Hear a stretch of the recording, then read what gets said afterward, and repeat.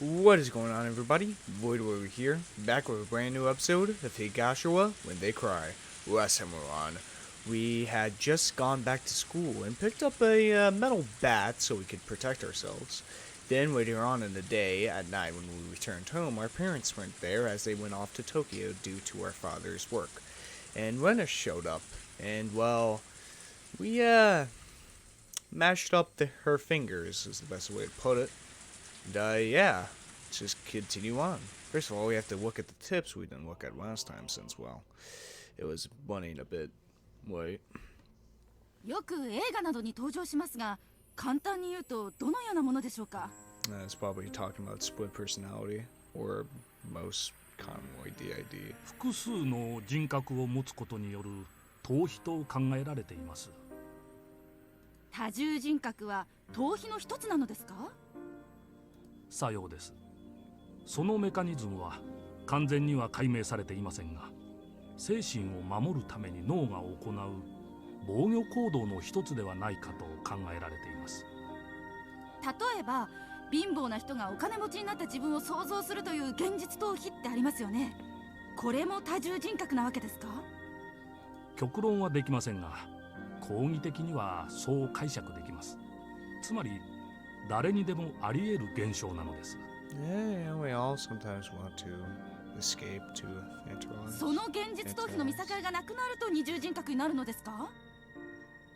ちょっと難しいですね。そう提唱する説もありますし、否定する説もあります。諸説紛々です。では精神医学の世界ではまだ多重人格というのは未知の解明されていない現象なんですか？残念ながらそうなります。今後の研究が期待されます。でも二重人格なんてなんだかかっこいいですよね。どういう人が二重人格になれるんですか？なれると言いますか、なりやすいと言いますか、最近の研究では遺伝と死因が複雑に絡み合い、中でも幼少期の育児体験が大きく作用するのではないかと言われています。Because don't quote me on this, but like from what I've heard, child abuse does bring out そういえ multiple ば personality. この A 君も家庭に問題を抱えてるんですよね。気の毒に7つの人格を持つ青年 A。 では VTR の続きをどうぞ。ですがその前にコマーシャル。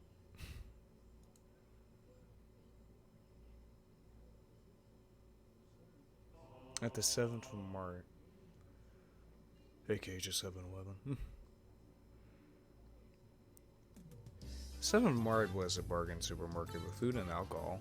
We flopped the colorful collection of cup noodle bowls into a cart, buttering in irritation of being watched by my parents.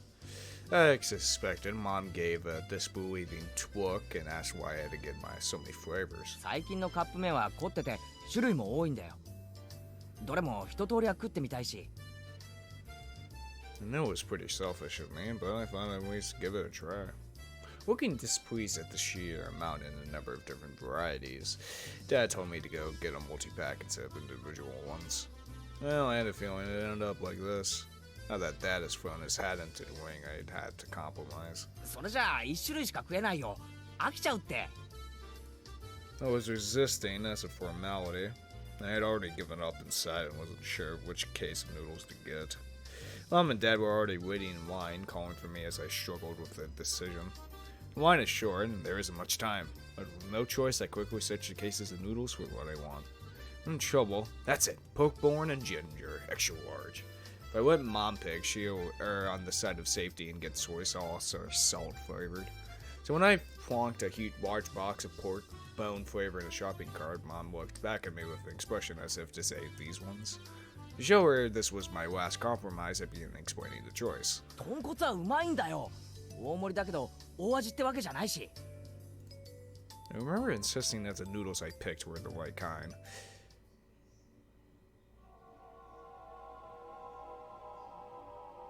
In this frozen memory in time, this incapacitated world, I didn't have the power to look around my surroundings. So, I did what I could and reached out with my hearing and vision. sharpened my senses to find the presence I overlooked. No matter how much I searched through my field of vision, I couldn't see Wenna. I rewound the situation, searching. But of course, I couldn't find her. Then, was she spying on me from my blind spot? I go through the sound and presences again, looking. I could sense the other customers. They were all mixed about, moving as they pleased.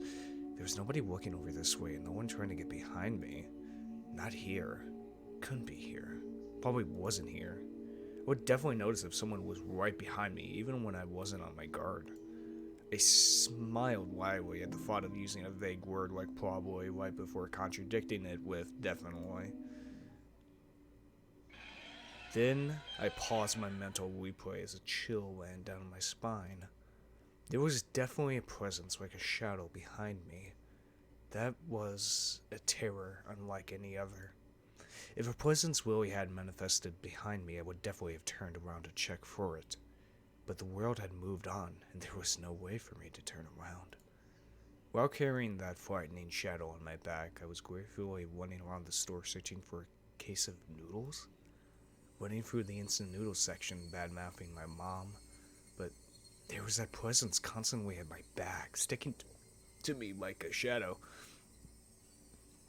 No way to see what it was. Realizing it now after the fact was horrifying and repulsive. In that moment of time, I was running around gleefully, carrying that cardboard box.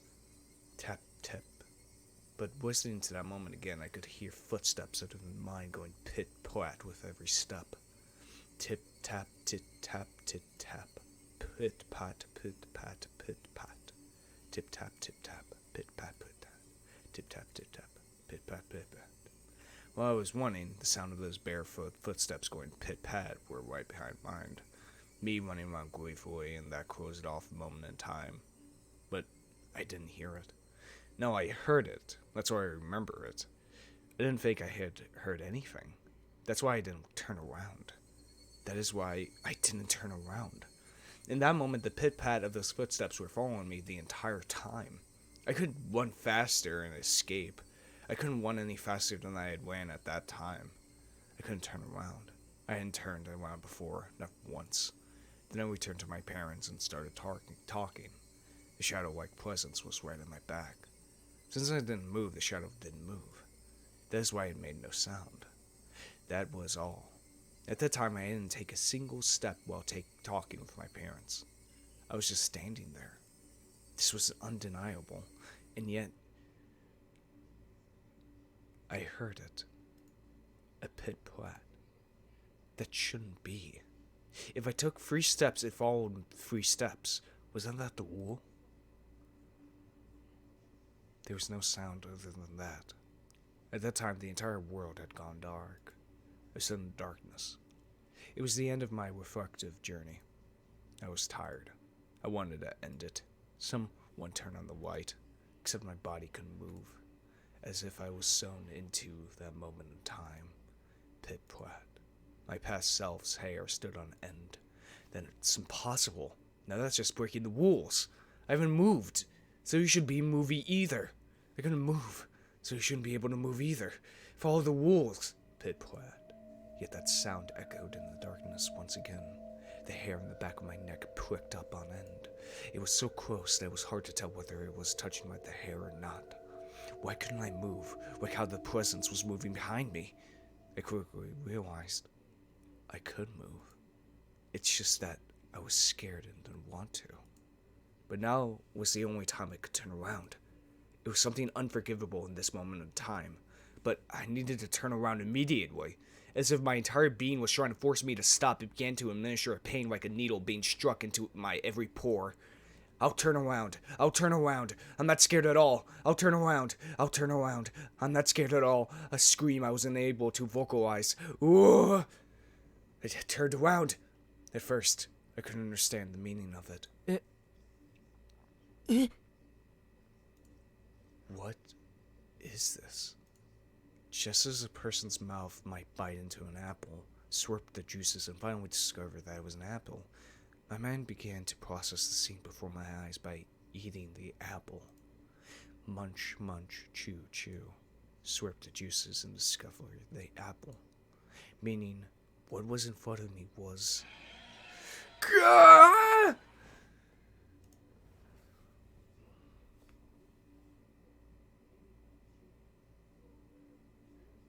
What the hell was that? Wait. Just got an achievement. Read all tips in Omni Kabushi? Wait. If that was the last tips, does this mean this is the last chapter? Oh shit. That has to be it, right? That has to be. Oh boy. Here we go. I guess I'd be lying if I said I didn't get any sleep. I tried to stay awake all night, but there was definitely gaps in my memory. I guess I kept nodding off and jerking awake in the panic all night. I spent all night hugging the middle bed and sat on top of the futon that used to barricade my door. Waiting, watching just in case someone tried to break in through my window. If I left this spot, someone would break through the door, sending the futon flying and attack me. But if I stopped watching the window, someone would break through the glass and attack me. I tried telling myself I was just being paranoid, but I couldn't sleep. The thought of being so vulnerable scared the living daylights out of me. If I sleep meant taking that risk, I didn't need it. It was so much better just to stay awake. At some point during that endless cycle of nodding off and jolting awake, light began to shine outside, but that was it. It wasn't so much the morning as it was just the sun simply having risen. I snuck a peek out through the curtains. When it was gone, I couldn't see her anywhere no matter how hard I looked. Finally, I could breathe a deep sigh of relief. The night was finally over. I'd be lying if I said I wasn't tired, but I didn't feel like sleeping at the moment. I still had time, but I needed to make my own breakfast, so I'd better get started soon. Skipping school was also an option. With my mom gone, it'd be easy to play hooky. Honestly, I debated it. The risk involved in leaving my house was incalculable, so staying holed up in here was probably my safest option. But staying here wouldn't solve anything. Oshi-san wouldn't help me without cold hard evidence, neither he nor my parents. So unless I found some sort of proof, these relentless nights would never end. I stretched my body, tilted my head back, and closed my eyes just like I did every morning. I regulated my breathing. I regained my senses. Calm down, Kechi Maraboa. Let's go to school. Let's wait until they set their trap for me. But that didn't mean I was just going to twiddle my thumbs. I needed to avoid that trap and secure irrefutable evidence. Take note of the plates of any car that drives by. If I see someone suspicious, check their clothes and face. I wasn't just protecting myself, I was preparing myself to turn their attack against them and will retaliate. The tension was similar to when two samurai were both aiming to stay each other with a single motion as they drew their katanas. I was not at all at a disadvantage. I would have a chance to retaliate. I finally felt a bit of courage growing in my chest. Alright, let's go to school. I tightened my grip on Satoshi's bat. He was the only partner I could count on. Satoshi, please lend me your strength, and trust your dying regrets to me, since you were probably murdered. I'll make sure I dispel them. With renewed resolve, I checked the clock. It was still early. Of course, I was going to school by myself today.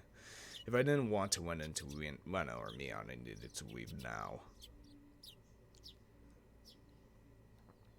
The shattered fragments of the cupboard were still strewn all over the entryway.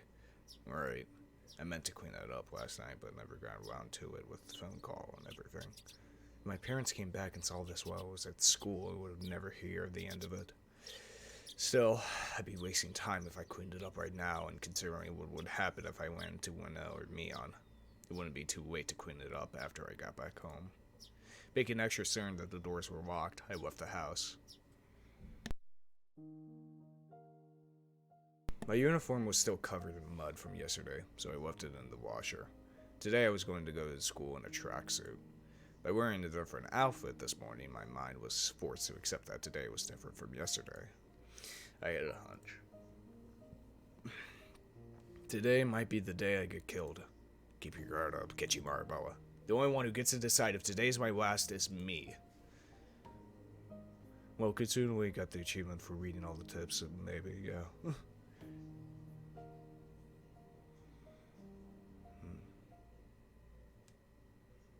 What the hell was that 7 like supermarket like tip?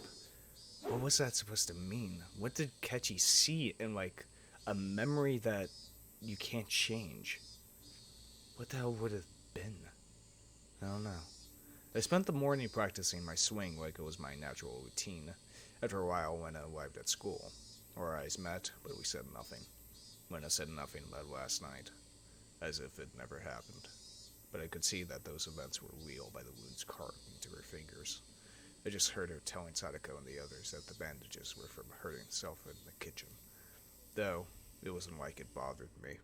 The details that Oshi-san shared about Wena's incident before transfer played vividly in my mind.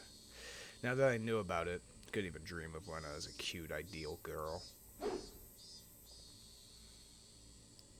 ケイちゃん、相変わらず甲子園一直線だね。 It was Mion. I had already sensed her approach, so I wasn't that surprised. ミオンか。分かってるなら放っておいてくれよ。俺は甲子園で忙しいんだ。I gave her a curt reply without my usual jokes. Then I gave the bat an even larger swing, technically keeping Mion from getting any closer. ケイちゃんさ、ちょっと休憩。 I think Mion got the message, but still she urged me to give it a rest. ホームルームまであとちょっとだろ。もう一汗かかせてくれよ。I swung the bat even harder as a sign of my refusal. ケイちゃんって野球好きだったっけ？最近好きになった。最近って昨日から？分かってんなら聞くなよ。あれまあ。スポーツマンにしては爽やかじゃないお返事だことで。Well, there's a lot of unsportsmanlike moments, alright, Mion? 気が散る。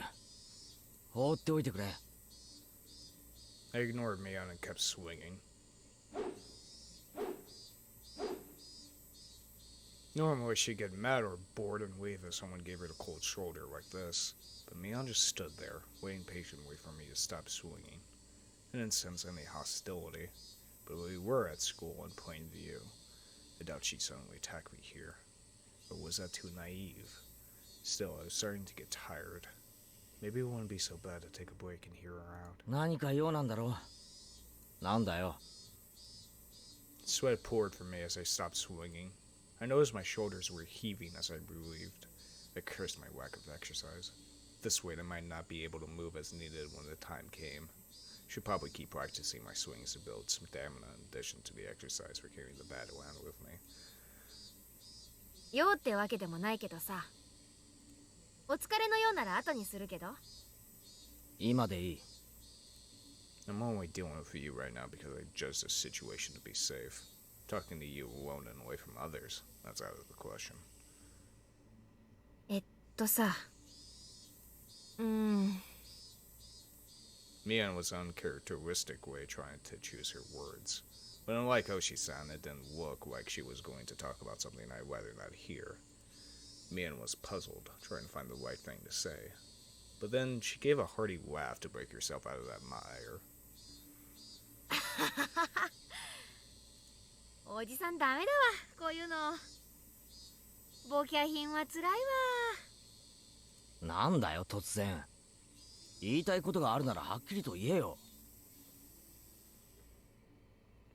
やめてよ。素振り。Oh shit. She cut straight to the point. Her request was so frank I didn't understand it for a moment. I had already stopped swinging to listen to her, hadn't I? ちゃんとやめてるだろ。じゃなくて、今日で終わりにしてほしいの。悪いけど。It took me some time to understand what she was asking for. What's wrong with swinging a bat? なんでだよ。余計なお世話だよ。別に誰にも迷惑かけてないだろ。かけてる。Mion said it flat out. This didn't make any sense, and that was really irritating. 俺がいつ誰に迷惑をかけたよ。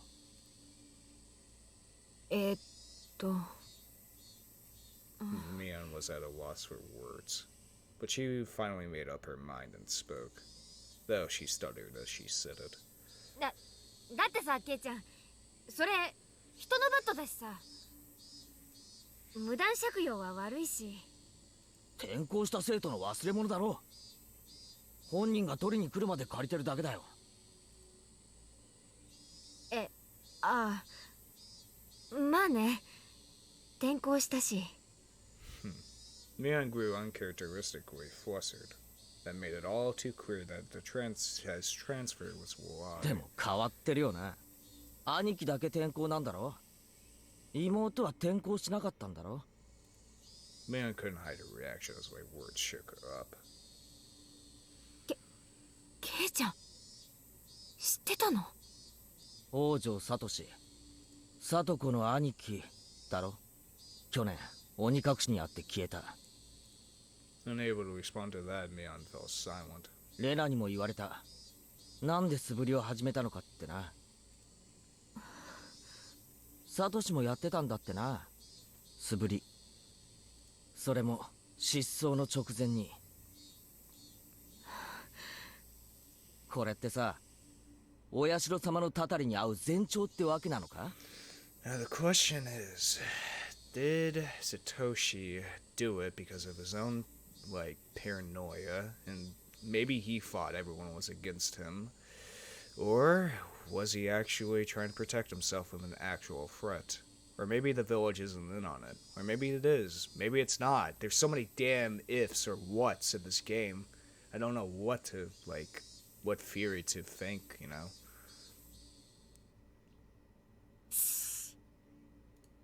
Mion panicked and looked around. 頼むよ、ケイちゃん。お社様の話はうかつにしないでよ。私はそんなに信じてないからいいけどさ、他のみんなはすごく信じてる。レナなんかヤバいくらいに。やばいくらいに？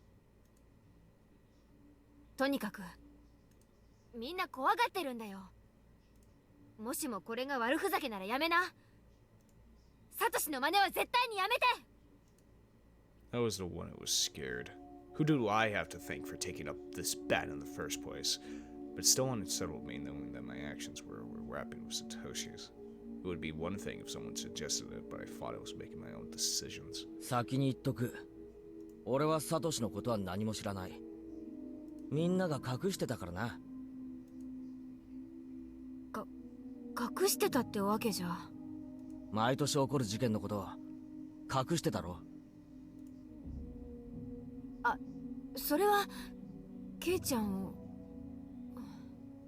怖がらせたくなかったってのか？それが理由で俺だけのけ者かよ。いや、そんなつもりじゃ。ミオンに直にダム現場で事件がなかったかって聞いたよな。ミオンはないって言ったじゃないか。バラバラ殺人があったのによ。嘘つき野郎。ごめん、嘘ってわけじゃ。仲間ってのは隠し事なんかなしだろ。そうだろ。じゃあお前らは仲間じゃない。ケイちゃん、そんなのって。Mion looked helpless and flustered. Was I imagining the tears in her eyes? I never could have imagined Mion was acting like this. ああ、それに先日の見舞いのおはぎ、あれうまかったぜ。やったのはどっちだ？お前かレナか？私。 She admitted it so easily. I couldn't help but be surprised at how easy that was. 死ぬかもしれなかったんだぞ。仲間にあんな真似をするのかよ。そんなちょっとしたいたずらじゃん。Mion gave me a wee smile mixed with confusion, causing even more anger to well up inside me. あれがいたずらで済むかよ。I grabbed Mion by the collar and lifted her up. That wasn't the same as putting Tabasco sauce in a piece of mochi. It was a needle, a sewing needle. If I had swallowed that and lodged my throat, what did she think would happen? Mion's face froze as her body rattled in fear. This wasn't the Mion Sonozaki I knew anymore. とにかくお前は仲間じゃない。仲間じゃない奴の指図は受ける言われはない。俺のことは当分放っておいてもらうぜ。いいな。Mian wasn't replying anymore. 俺を消そうとしても簡単にはいかないからな。お前らは最初から警察に疑われてんだ。サトシを消せたように簡単に消せると思うなよ。 I said it clearly. This was my declaration of war. 俺も過去の事件はお前らが怪しいと思ってる。ダムの反対運動の時からお前が警察の世話になってたこともよく知ってる。隠しきれてると思うなよ。いいな。どうしてそんなことまで。 Mian stood there with a dumbstruck look on her face. That was when I heard the principal ringing the bell for school. It was time for morning homeroom. 行こうぜ。委員長がいないとまずいだろ。ん？ At that moment, for the first time, I realized Mian was sobbing as tears ran down her cheeks. ひどいよ、ケイちゃん。I wanted to console her, but I shut my mouth. I had no need to feel guilty. 俺、行くぜ。ホームルーム遅れるなよ。I left Mian still shaking as I turned around to head for the entrance. God damn it, why is this playing with my heartstrings, motherfucker? I had no idea how troubling it was to make a girl cry. Behind my back, I could hear her muttering. It was a faint mutter as she was speaking to herself. そっか。え？ She wasn't saying it to anyone. It was Mian talking to herself. But it was a sobbing voice that had a kind of giddy, cursing tone. I inevitably stopped and turned back towards her. ケイちゃんに全部バラしたの。 Whoa. あの野郎か。 Shit. She balled up her fists as tears continued to rain down. She glared at a spot at the ground with a terrifying yet smiling face, cursing. A chill went down my spine from that demonic expression. This transformation, Mian's transformation, was different from Rena's. あの時殺しとくんだったな。 Back then, 今年で定年だからって容赦してやった恩も忘れやがって。 oh shit. Retiring this year. Was she talking about Oshi-san? ちくしょう、ちくしょう、あのじじい絶対に殺してやる。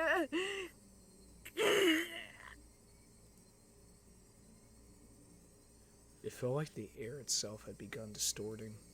With Mian at the center, the world had begun to twist and spiral, bending, whirling. This was the first time I'd experienced such a visage.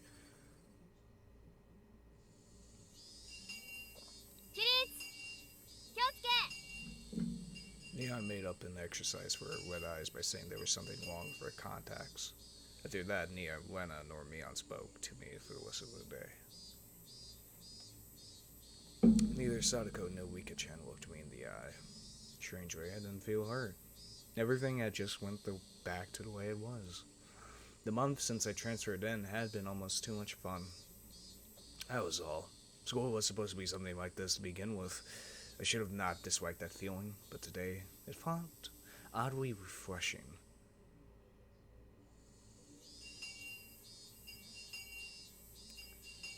The bell rung, sounding the end of the monotonous school day, cannot say that word, which had felt so tense yet so dull. Since it would cause a lot of unpleasant memories if they asked me to join in the club activities, I promptly started preparing to go home without even looking at them. I stuffed the contacts on my desk into my bag, wrapped my hand towards Satoshi's now familiar bat, and began heading towards the entrance. I was associated by both the exhausting relief that nothing had happened today and the tiring possibility of the same thing repeating tomorrow.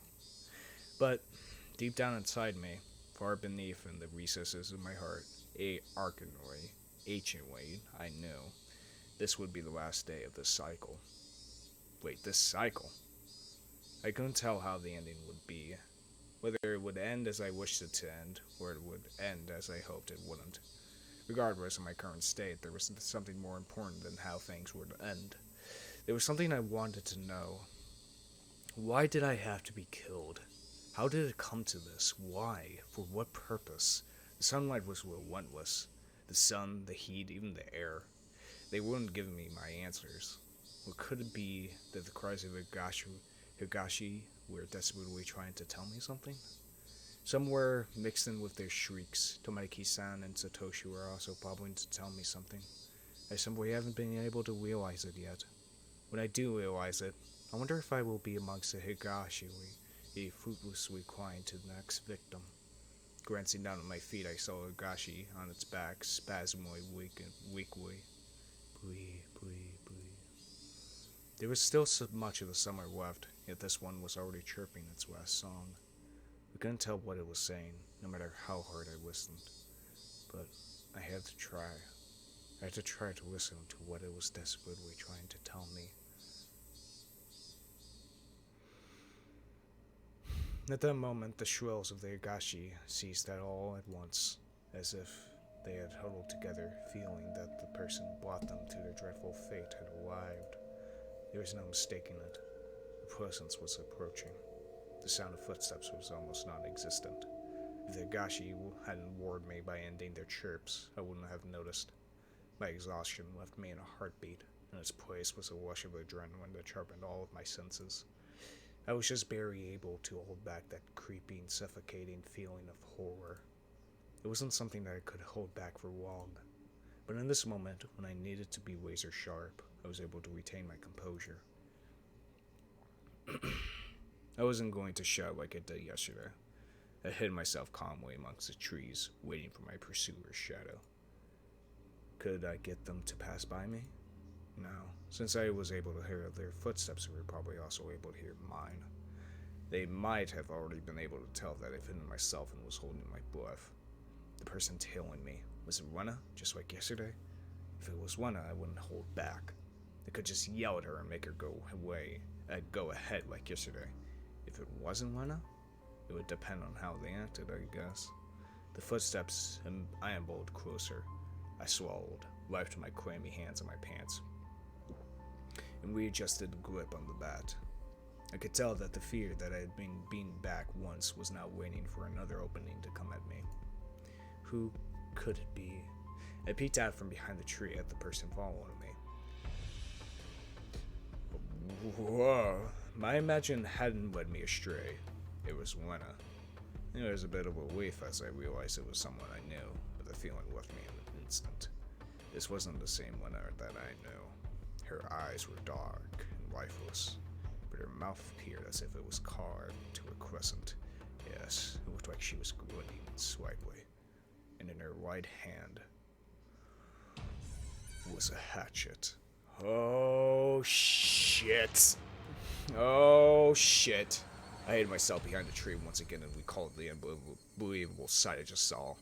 What was that just now? The embodiment of terror, Great Bear. Baseball, practicing my swing. There are tons of excuses for me to be carrying around a bat. But for that hatchet? There's no excuse for that. A hatchet, just like that. ケイキくん、かくれんぼかなOh, fuck. My heart was pounding. Hard enough that I had trouble breathing. What little composure I had been able to hold onto was now crushed. In its place, cold sweat gushed forth, covering my entire body, letting me know precisely what kind of emotion had taken hold. Not good, not good, not good. I wasn't able to hide myself completely. She already knew I was here. レナを驚かせようとしたのかな I decided that it would be better to reveal myself now, since there was still space between us, than to allow Lena to come any closer. I adjusted my grip on the bat again, readying myself mentally, and stepped out from behind the tree. Jesus fuck. ケイチくん、見つけた Lena was pleased that she found me, eliciting a mysterious giggle. Her mouth was smiling, but her eyes told me she was displeased by the fact that I had been hiding. Those eyes, they were just so empty. My legs began to quiver. Not good. The pit of my stomach, some sort of vicious hot and cold substance began spreading around. If I allowed it, that substance would slip into my bloodstream and undoubtedly freeze all the organs of my body. Not good, not good. I'll be devoured by Rena at this weight. Strike back! Don't lose! 何の用だよ I blustered, hiding behind my bravado, but Rena didn't flinch one bit. ケイチ君と同じ帰り道だよ。じゃあそのナタは何だよじゃあケイチ君のそのバットは何なのかな。俺は素振りでじゃあレナは宝探しなの。 When I gave a flippant explanation as to why she had such a fearsome weapon. 宝探しダム現場の宝の山にね、また新しいかいいのを見つけたの。だからね、それを発掘するために必要なの。信じるかよそんなの信じないよね。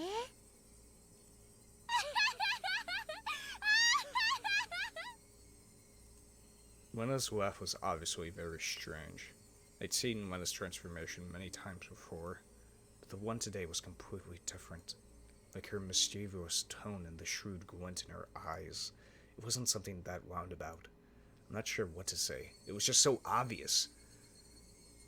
待ってよケイチ君。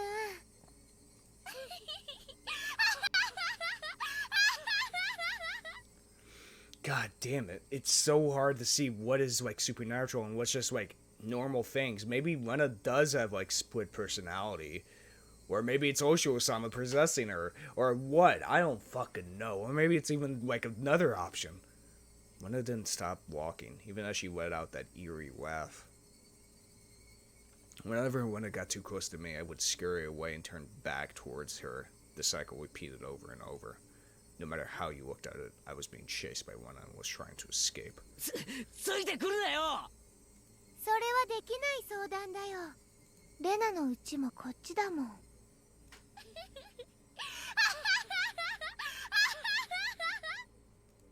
When I met with Lena on this road yesterday, she cowered and trembled as she followed my commands. But today was different. Lena didn't show a hint of trepidation. Actually, wasn't I the one who was cowering? If the way home for Lena and me was the same, that's fine. I just changed my route. That'd work out, wouldn't it? I turned onto a side street I'd never been down and knew little about. Jesus. But Lena saw me do that and followed me while still laughing. Why? Why? Aren't you going home? Then just go home down the street you normally do. Why would you follow me down this weird little side road? This thought screamed in my head, eventually spilling out of my mouth. どうしてついてくるんだよ The tone of my voice was already tinged with terror. ケイチ君とお話ししたいから。ケイチ君もレナとお話ししたいんじゃないかな。かな。俺は何も話したいことなんかない嘘だよね。相談したいこときっとあるはずだよ。ないレナと話すことなんか何もないよ嘘だよね。嘘じゃないよ Shit! Lena screamed echoed, startling some nearby birds into flight. I cringed in fear. The only other thing I could do was increase my pace. お話ししようよケイチ君。お話。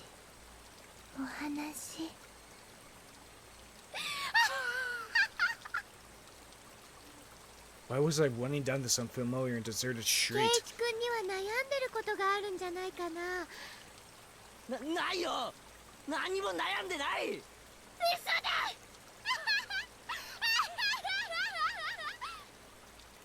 Even though I was running, even though Lena was walking, why wasn't I getting any farther away? わかるよ。わかる。レナはわかるよ。怖いんだよねケイチ君。怖くなんかない何も怖いことなんか嘘だ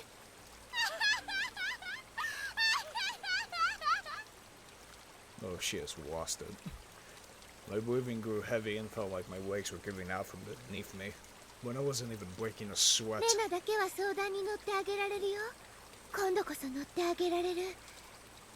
I had no idea what she was talking about or what exactly she wanted to do. 今度こそ相談に乗ってあげられる。サトシ君の時とは違うもの。 When she said Satoshi's name, I turned back for a moment. But even as I did that, Rena was still advancing. I couldn't afford to stop. サトシ君も悩んでた。辛そうだった。でもレナは相談に乗ってあげられなかった。とても悲しかった。 Where did this street connect to? All these twists and turns, up and downs. It was hard to believe that this was even remotely in the direction towards my house. My sense of direction had long since gone out the window. サトシ君が転校しちゃった時ね、本当に後悔したんだよ。 What the fuck does transferred レ out ナが mean? 相談に乗ってあげれば、サトシ君は転校せずに済んだかもしれないって、すごく後悔した。 The road had led me deeper into the forest. Wasn't I getting farther away from the village the more I ran? I lost more and more of my composure the more I thought about it. But despite the realization, my inner self was still disturbingly calm. だからね、誓ったの。もしもサトシ君みたいに苦しんでる人にもう一度会えたなら、レナが助けてあげようって。もう人が転校するところは見たくないな。Damn it! What does transfer even mean? I won't let you transfer me. I won't end up the same as さあ、 Satoshi. ケイイチ君、レナに話して。レナはきっとケイイチ君を理解してあげられるよ。レナだけはケイイチ君の味方。 I started wheezing out of breath. My lungs were so hot that they felt they were going to explode and my heart was beating as hard as it possibly could. I should have practiced winning instead of my swing. Couldn't even afford to scoff at that stupid thought. 悩みがなくなればきっとケイイチ君も元通り。みんなとも仲良しに戻れてまた楽しく部活ができるよ。今度は一緒に組んでみーちゃんをやっつけようね。 Yeah, how much fun that would be. When I couldn't even imagine how much I wish I could turn back the clock on these past few days. レナともきっと仲良しに戻れるよ。また一緒に宝探しに行きたいね。今度はお弁当も作っていくよ。なんなら今から宝探しでもいいよ。行こうよ、一緒にダム現場。見つけたばかりの可愛いのケイチ君にも見せてあげるね。きっとケイチ君も気に入るよ。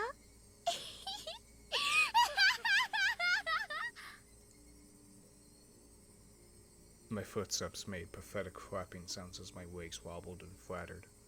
Hot on my heels when the steps were sharply breaking twigs underfoot. I had to accept it.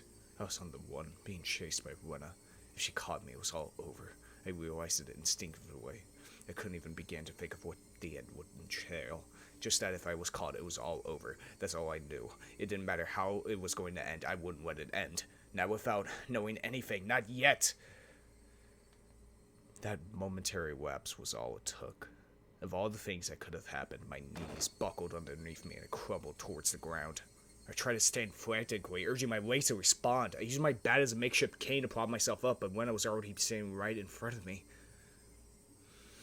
Compared to me, out of breath and utterly exhausted, Wendy was so cool and composed that she could have froze the air around her. She wasn't breathing hard at all. Rather, I couldn't even sense if her heart was beating.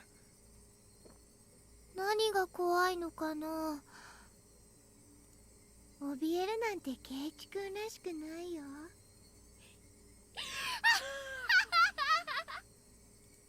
Her expression looked almost affectionate. The soulless eyes, that mask of affection. As she admonished me for trembling when his hands deftly stripped over her head. The blur of arms as they moved made me feel as if I was staring at the godlessness of the thousand-armed Buddha.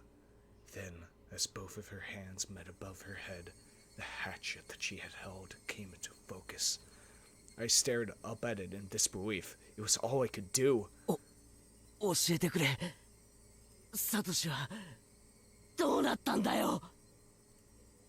Lena stayed like that, with that hatchet raised above her head, and silently opened her mouth. It was as if she was expressing a farewell to her friend she was never to see again. The cruel scenario recited somewhere in her actions. 言ったよ。サトシ君は転校したの。その転校ってのをやめろよ。鬼隠しってことなんだろ。そうだろ。もう教えてくれたっていいだろ。サトシを消したのは誰だよ。レナかミオンか、それとも村の誰かが。答えろよ。 I became frantic the more I screamed, but Rena did nothing but maintain a smile frozen on her face. ケイチ君が何を言ってるかわからないな。 What? じゃあ分かるように言ってやる。連続開始事件の犯人は誰だ。ケイチ君は勘違いしてるよ。 What? え、人間の犯人なんかいない。 What? 全てはお社様が決めることだもの。お社様のたたりなんて No, 迷 no, 信だ that's ろ。 just superstition, レ goddammit. ナは信じてるってのか。信じるとか信じないとかじゃない。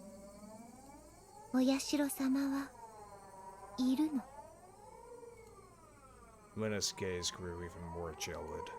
The ferocity of her stare was so intense, not allowing me to question anything. お社様なんているわけが。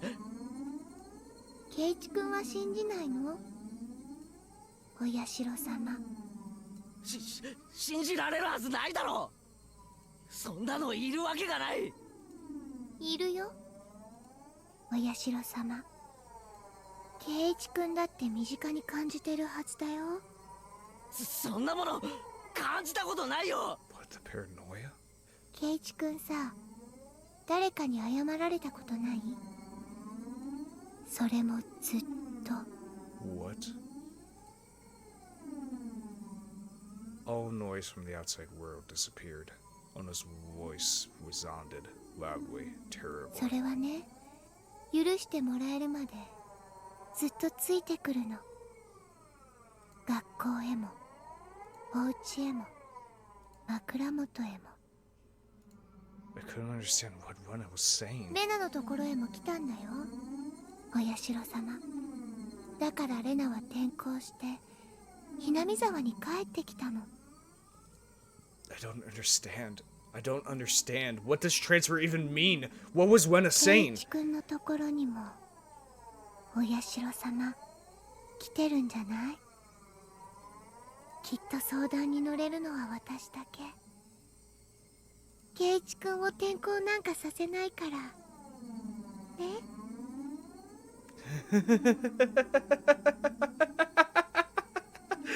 Rena's demented laughter clanged around inside my head. Was Rena saying Oshiro-sama came to her as well? That's right. Last night I heard about that when I asked about Rena. 他言無用でお願いします。また内容には全てが真実ではないかもしれないというよろしいですね。 She-san begins. 被害者も学校も告訴していないので、つまり警察が関与してないわけなんですから、詳細は関係者、つまり信憑性が高く。被害者って言いましたか。レナはガラスを割っただけじゃないんですか。いえ、男子生徒が3人ほどリュウグウレナに殴られています。 Three boys. 金属バットでです。 Metal bat. 2人はあざで済みましたが、1人は片目に後遺症を残すほどの大怪我をしたそうです。 Three boys. Holy それっ shit. て傷害事件じゃないんですか。警察は逮捕とかしないんですか。どういうわけか被害者が告発しないんですよ。 Victim never pressed 警察に charges. 届け出がないので。 They were beaten with a bat and suffered significant injuries. Normally there would be a criminal investigation. But why didn't they press 被害 charges? 者の男子生徒3人にもそれぞれ話を聞こうとしましたが、全員口が重いんです。こう言ってはなんですが、怯えてるんですよ。彼女が転校した今でも。大石さん、話を最初から整理して話してくれませんか。 Afraid. Rena hit people while she broke the windows? Or was it she started breaking the windows after she got bored of hitting people? They sounded similar, but the meanings were drastically different. 某月某日、竜宮レナは親しい男子生徒3人と一緒にプール倉庫のあたりで話をしていました。その3人って何者ですか？個人名は伏せますが、3人とも竜宮レナととても親しい仲良しグループだったそうです。Group of friends. 彼女はこう言ってんだったんですな。 So it wasn't that strange that the four of them were together. それでどうなったんです？理由はわかりません。竜宮レナはプール倉庫脇にあった野球部のバットを手に取り、 Jesus. 3人を次々に殴り倒しました。There were no witnesses. That was an account pieced together by the information given at the time of the incident. One day after school, when three male students were at the pool storage shed talking together, they weren't seeking help, rather they usually met up there. Appears to come a heated discussion. At that time, Rena underwent a change. Change was so abrupt that the three of them didn't comprehend what was happening. Then, taking the metal bat, she attacked her friends one after the other. Jesus. Leaving her friends covered in blood with gashes on their heads, she made her way towards the school building.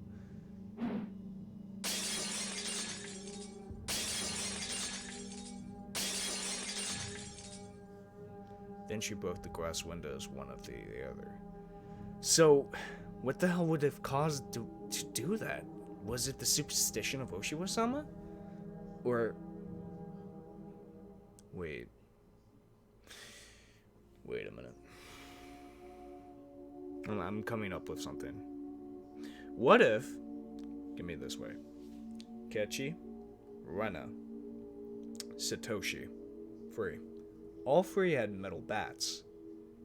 Rena attacked her close friends, right? And she believed in Oshiwa-sama. What if... Hear me out. What if Rena believed that the friend group was out to get her because of Oshiwa-sama? Maybe Oshiwa-sama's curse is not an actual curse. It's the superstition of the curse itself. It's the paranoia it brings out in people. Because superstitions bring out a lot in people. Because even though it may not exist at all, it brings out the worst in people. Just the fear of it. Just the fear of a curse, you know? Same thing with, like, the dancing plague of, like, 1415 or whatever year was, you know, when a woman started dancing for no apparent reason. And then a bunch of other people started dancing as well, claiming they couldn't move at all. You know, it's like, because of superstition caused them to do these atrocities, to do this. Or maybe it's not that. Maybe she does have multiple personality disorder. Maybe she does have that. I don't know. I don't know what the hell's going on. That's just the fear I just came up with on the spot. A few minutes later, a teacher appeared on scene and subdued her. レナに起こった変化って何ですか？3人の証言で一致するのは、突然人が変わった、豹変したという点です。豹変。I also could recall Wena's transformation. It seemed that changed many times before. It was so different from the usual Wena that I couldn't help but believe it was someone else who looked like Wena. その豹変っていうのはたびたびあったことなんですか？いえ、そういうのは全くなかったそうです。私も調べられる限り、彼女の過去や病歴等を追ってみましたが、見つけることはできませんでした。Nothing? そのレナみたいに突然人が変わる現象って結構あるんですか？もちろんありますよ。精神的なものから性格的なものまでたくさんあります。ではレナには潜在的に豹変する要素があったってことですか？断言はできません。ですが、竜宮レナをよく知る友人たちからの証言では、とても彼女にそういう要素があるようには思えません。Kind, caring, and adorable. Even before she transferred here, she was probably pretty popular in school like she was now. That girl transforming suddenly insulting them with a bat. Who could imagine such a thing? Nobody could have seen it coming. I myself sometimes believe that I was mistaken for thinking that was Luna, even now. そしてどうなったんですか？学校の正面が病院でしたので、3人はすぐに病院に担ぎ込まれ、手当てを受けました。レナは、警察はどうして警察沙汰にならなかったんですか？ Probably because of how young she was. 警察は呼ばれなければ関与はできませんからね。That's him. 一人は後遺症を残すくらい大怪我したんじゃないんですか？ Never pressed charges. どうして訴えないんです？私もそこは引っかかりました。 That is a great 何か question. の圧力、もしくは脅迫があったのか、それとも訴えたくても訴えられない理由があったのか。 Yeah, the problem with the whole Lena was paranoid of her friend's theory is why didn't the friends press charges?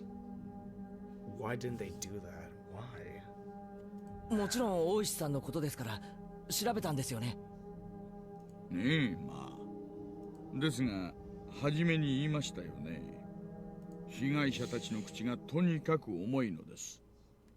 触れたがらないというか、関わりたくないというか。Reluctant to talk, didn't want to touch it, didn't want to be involved. It resembled the villagers here in Oshiro-sama's curse.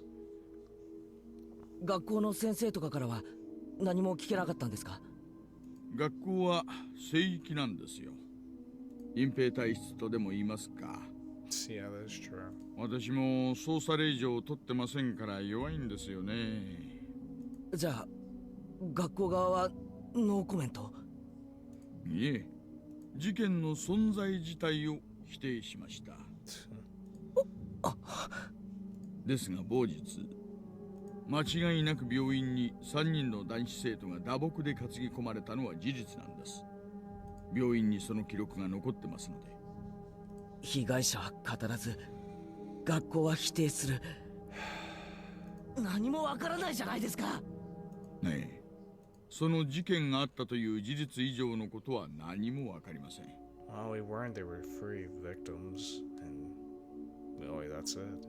被害者たちもこの事件が公になることを望んでいませんので、私と前原さん、私たち2人が忘れれば、 For a 事件 brief はそのまま period, 闇に消えるでしょうな。 we sat in silence. At first glance, it looked like a simple assault case, but that was just the tip of the iceberg. The deaths were obscured by rolling waves, sinking quietly into the void, as if it never existed to begin with. その後、学校を謹慎で休学します。そしてその間、神経科医のカウンセリングを受けました。Is there any... その医者からは何か聞けたんですか？ has to be something. これがまた職業倫理のしっかりした尊敬すべき方でしてね。口が固いんですよ。もうとにかく。警察手帳を見せてもダメなんですか？書面で申請しろと言われました。手帳自体に法的拘束力は何もありませんからね。じゃあ大石さんはどうやってレナがお社様のことを告白したことを知ったんですか？ Yeah, that's true. 一部を聞いてた看護師さんがいましてね。この方は手帳を見せただけで協力してくださいました。それでなんと？ Turns out that the nurse hadn't heard everything. Apparently, all that she remembered was what she overheard from inside the room. 看護師さんが言うには、その時のリュウグウレナはとても淡々としていて落ち着いていたそうです。It was more like she was confessing her sins at church than a counseling session. She spoke with her mother there for some of it, but partway through, her mother was asked to leave, so it became a private counseling session between just the doctor and Lena for a while. 例のお社様の話はどこで出てきたんですか？途中です。その名前を突然叫んだのです。 Screamed the name? だから看護師さんもびっくりして聞き耳を立てたのです。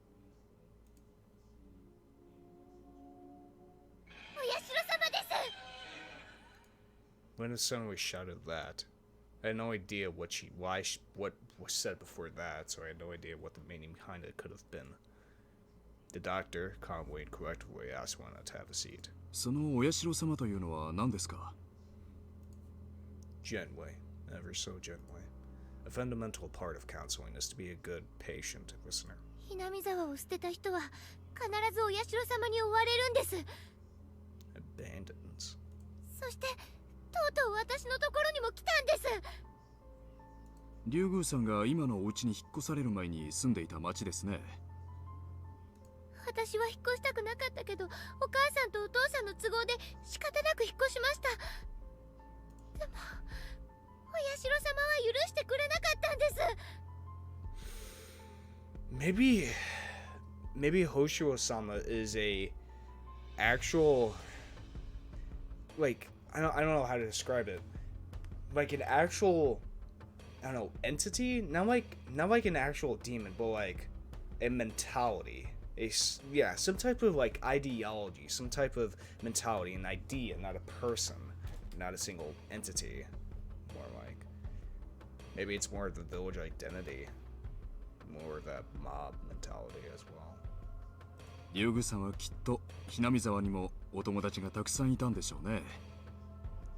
今でも懐かしいんじゃないですか。帰りたい。ひなみ沢に帰りたい。帰りたいんじゃない。帰らなきゃいけない。What if like Kimizawa brainwashes you, you know? Like the entire village like brainwashes you to like be a part of it and makes up this story about this curse that if you leave or you disagree with the public opinion of Himizawa, you'll be killed. And well, because of the murders, it backed it up, made it more believable. I don't know what the hell's going on. 本当はもっと早くに帰らなきゃいけなかった。でももうダメ。お社様が来てしまった。お社様というのはそのひなみ沢の神様なんですね。誰でも知ってるひなみ沢の守り神様なんです。それでひなみ沢を捨てて出て行こうとすると罰を当てるんです。Shit. 竜宮さんが引っ越しをされたのはもうずいぶん前ですよね。では今になってその神様がやってきたという。信じないでしょうけど、お社様はいるんです。 That nurse was then asked by another nurse to do something and left the room. That was all she remembered. お社様がか。確かにひなみ沢にはそういう迷信があります。Oh, absolutely. 里を捨てて出ていくとお社様の罰が当たるという。この辺りは前原さんもすでにご存知ですよね。I knew very well what the escort by the village incurred. To hinder the dam construction project, they caused the construction foreman to his death. Then the following year, Sadako's parents, supporters, and leading advocates for the dam were cursed to their death. But this was the first time I've heard of the curse incurred by leaving the village. 初耳です。村の外敵がたたられるのはわかりますが、どうして出ていく村人まで。普通出ていくものはたたられないものじゃないんですか。Not this village, I guess. I know it's a bit strange to say it, but I could see it as a rule that the people who come in are the ones who would be cursed. Far from Jupiter, far from his thunder.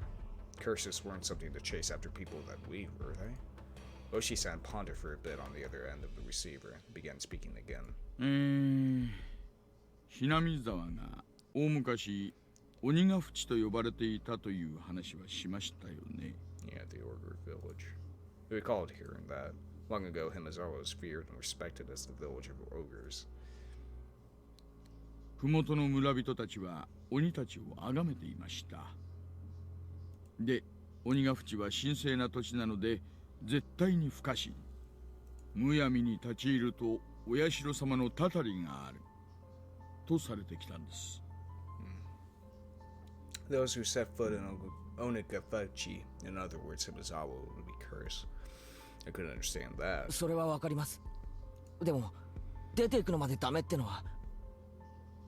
鬼たちもまたですね。属性に出ていかないようお社様に厳しく見張られていたんだとか。つまりお社様っていうのは属性と鬼ヶ淵の交流を禁じていたんでしょうな。I see. I finally understood what sort of thing Oshiwa-sama was. つまりお社様ってのは守り神ってよりも Yeah. 監視者なんですね。 So I この地を外界から隔離しようとする。そんな感じになるんでしょうな。すみません、私も詳しくないんです。この辺りはばあ様の受け売りでして。I couldn't understand it a bit better if it was like that. Those who came to Himizawa would be cursed, and those who tried to leave would also be cursed. So, because when I originally lived in Himizawa and moved away, she fulfilled the requirements for being cursed. つまりレナは望まない引っ越しをしたためお社様のたたりにあったと、そう話しているわけですか。要約するとそういう意味なんでしょうな。実際この後しばらくしてひなみ沢に引っ越していますから。Those who abandoned Himizawa and left were cursed. But then, why only Lena? Shouldn't Lena's parents also have been guilty of the same transgression by moving away and have been cursed? Also, in this day and age in Japan, shouldn't there be a lot of people coming and going? If every single one of them was cursed, then it'd be insane. But in reality, it wasn't that big of a deal at all. At most, it would be one person dying, one disappearing on the date of the Higurashi. I don't like saying at most, though. まあとにかくわからないことだらけなんですよ。お社様のたたりがどうだったにせよ、クラスメートを金属バットで殴った理由にはなりませんし、 Yeah, it doesn't explain 被害者が that. 訴えない理由にもなりません。まさか前原さんも恐ろしいたたりが起こって被害者たちがすくみ上がったなんてこと信じるわけないですよね。 I mean, I don't even think they even knew about the curse since they don't come from Himizawa. I mean, they did. Of course, they didn't want to believe it. But more importantly, I had just realized something else. There was another bizarre connection that Wena made between Oshiwa-sama's curse and metal bats. Satoshi fell victim to Oshiwa-sama's curse and went missing. I had recently learned that Satoshi had also become infatuated with the metal bat right before he disappeared, just like me. Then Wena as well. Yeah, she was affected by Oshiwa-sama's curse. She confessed that much to the doctor. The weapon which she had used at the time of that horrendous act was, again, a metal bat. And finally, me. I'd encountered various things that were inexplicable, and now I was holding onto a metal bat. I was shocked when I learned that Satoshi did the same thing. It couldn't be. Had the same thing happened to Rena? But there was one critical difference between her and Satoshi's case. That being, Satoshi went missing after falling victim to the curse, but Rena was still here.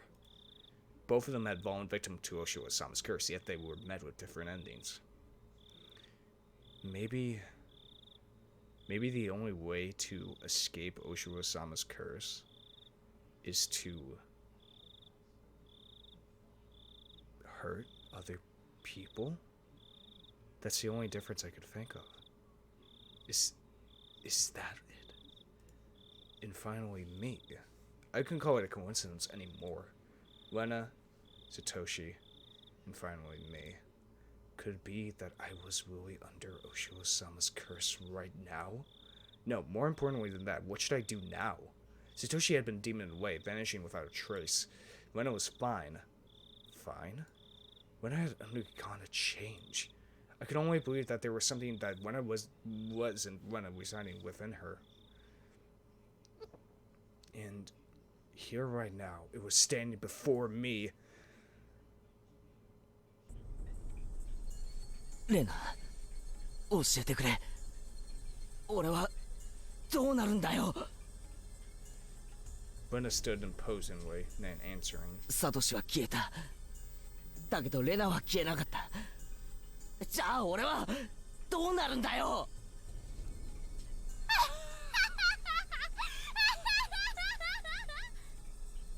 I had never heard such an unpleasant laugh before. It had become akin to the sound of her breathing. It was no longer a voice or an expression of feeling. 大丈夫だよ。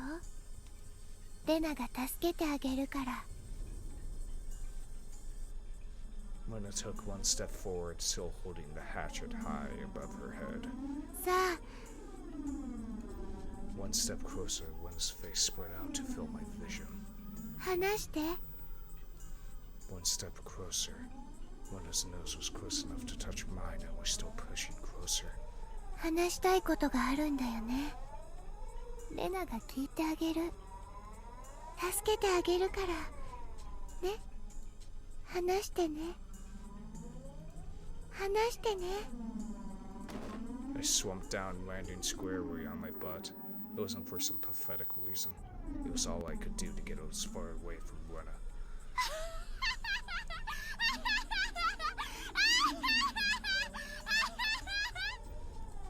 I had the gut feeling that I couldn't let her laughter end, because when that laugh scene ended, the moment I picked up on that feeling, my body moved by instinct. I sprang to my feet so fast that I couldn't believe it. That pushed Wena away with both hands. Wena was as white as a feather. Thrown about by the unbalanced weight of the hatchet, she was sent backwards as if she had been carried off by the wind. After confirming that out of the corner of my eye, I dashed off at full speed. I was the perfect picture of feeling like a greased pig. Get away from Wena. Run away. Survive. I couldn't think of anything other than this. While I was running, I remembered I'd been holding onto a bat the entire time. Such a worthless weapon. I couldn't believe I'd forgotten about this weapon at such an important time. I spied even farther down the winding path. I didn't even feel myself grasping for breath or my legs getting heavy. My body understood it as well. If I didn't run away from here, I wouldn't live. I could have heard the laughing of that simulacrum of Wena coming from behind me. It rang throughout the trees in my head and slowly chiseled away at my sanity. The groove of trees thinned out, my field of vision suddenly expanding. Where was this? For a moment I was bewildered by the scene where I thought I knew, but I couldn't quite remember. I quickly realized it was a damn sight. The fact that I dashed madly and ended up in a place like this gave me a bad feeling, like I was following someone's scripted plot. I had a good view of my surroundings, but I didn't see a single soul here. This was a terrible spot for someone on the run, but there was no other better place for an attacker. My heart was already on the verge of bullet bursting. The muscles in my legs were screaming, but I didn't care. If I stopped here, then they might not be able to scream for much longer. Even still, I glanced back, looking for an excuse to rest. When I wasn't there, instead I saw 2 villagers walking around. I breathed a sigh of relief that it wasn't Wena, but a third party. Except the voice inside me waned the alarm once again. Villagers walking around were suspicious in and of themselves, but bothered me. They both wore rough-looking clothes. Empty-handed, they definitely gave the impression that they were just out for a walk. But at this time of day, 2 adults wandering around without a purpose, it was enough to raise questions. Oh, what the fuck? But more than anything else, those eyes. They weren't chit-chatting while walking, they were both silent, heading forward, looking in my direction. Was I at the end of my rope and I finally started imagining things? I should run away. That was probably the best choice. If they were involved, I'd lose them easily by running. If they were part of the group after me, then they would come running after me. Either way, unless I hurried up, Wena would catch up to me. That's right, I was going to run. Deciding that the moment I began to turn tail, both of them rushed towards me as if they knew exactly what was I thinking. Holy shit. Somewhere inside of me I had jumped to the conclusion that Wena was the only thing I needed to be afraid of. I made the assumption that I didn't need to feel or fear anything else. But right now I realized just how blatantly wrong I was. Suddenly the story Oshi-san told me about the demons all leaving the village to hunt prey floated through the back of my mind. I could tell they were both coming after me without even turning around because of their forensic footsteps. It was frightening, being unable to shake Wena off as she slowly closed in on me, but this didn't even compare. Being pursued with such violent velocity, this straightforward horror was unparalleled. One of the pursuers' arms grazed my shoulder. Now it wasn't just their frenzied footsteps, but also the distinct sound of their breathing that I could hear. No, I could practically feel them breathing on me. They were already right behind me. Calm down, Kichi Maibawa. Still running at full tilt, I felt the surrounding area go still. No, it felt like time itself had stopped. I turned my head back so I'd leave that frozen world, realizing how close my pursuers had gotten to me. I couldn't win against the legs of an adult. In less than the time it would take to blink twice, when this frozen time began moving again, they'd be right on top of me. On top of me. And then, don't think about that, Ketchy. First, realize that you won't be able to shake them off like this. If the fact that you can't get away was a given, then you need to make a decision. Go with the right leg or go with the left. You just need to decide which one. Let's go with the left. The moment I decided that, the temporal singularity burst into pieces. Right. Left. I swung the bat in a right arc with my right arm. Using that interior, I stopped and suddenly spun. No! The two of them were clearly startled. Momentarily losing sight of me, both their outstretched arms ready to grab me instead grasped at empty space. The man in the white, I applaud him being able to figure it out, spun around to the spot I should have been and faced me in astonishment. But it was too late. I didn't even need to swing my bat. All I needed to do was extend my arms as I turned around. It was by no means a heavy blow, but it seemed like it had enough power behind it to knock him off his feet. But just knocking him down wasn't enough to scare him away. He got back up in no time. Both of them took a fighting stance and were ready to face me. This made me certain that they weren't just two people out for a walk. They were clearly after me. It felt much easier than dealing with Lena. Just by not recognizing their faces, by not knowing them, it made things easier. I smiled wearily on the inside. 俺に何か用かよ。次は眉間にお見舞いするぞ、この野郎。 It's fine if it was just a bluff. By barking out at them, I was able to fire myself up. They didn't respond. They spread out to either side of me with unbelievably calm expressions on their faces. One of them would grab onto my bat and the other would hold me down. Was that their plan? Taking on both of them at once would be impossible. Hot sweat poured from every pore in my body. Then I'd just have to settle it with the first move. They step in and track the first one down. Narrowing my target down to the man on the right who had already been knocked down before, I stepped in and swung with all my might. There was no way for an unarmed person to guard against it. It would cause immense damage. If they blocked it with their arm, their bone would snap like a twig. If they turned their back to it, then it was possible that the blow would travel all the way to their vital organs. It looked like he was aware of this. He pushed farther through the kill zone between us and delivered a fist right into my gut. Not good. With this distance and this position and this state, there's no way for me to dodge it. Ooh, shit! The world flipped upside down and I understood that I was being tossed around like a rag doll. I landed on the soft earth without a sound, feeling the grainy soil press against my face. It didn't hurt at all. But the moment I thought that, I suddenly felt pain coming from the aberrations on my skin, as well as the corners of my stomach being forced upwards, flooding my mouth with a bitter sensation. I knew very well that I didn't have the time to relish the experience. I stood up as quickly as I could, but at that moment the other man was already barreling towards me. Being able to comprehend calmly that I simply couldn't dodge it made it all the more upsetting. After crawling into my stomach full force once again, my assailant twisted around behind me and locked his thick arm around my neck. My throat felt like it was being crushed by his immense strength. I couldn't even contemplate that I was being strangled, or that I was about to go unconscious.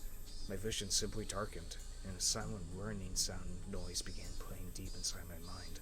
It took everything I had to keep myself from blacking out. While this was happening, the other man was more than likely standing in front of me. I wasn't able to open my eyes, but I could feel that he was there. There was nothing I could do now. Unable to shake this arm off me, I couldn't run. I couldn't fight back. Dire straits. Couldn't even come up with a phrase that adequately described my situation. Well, shit. Holy fuck.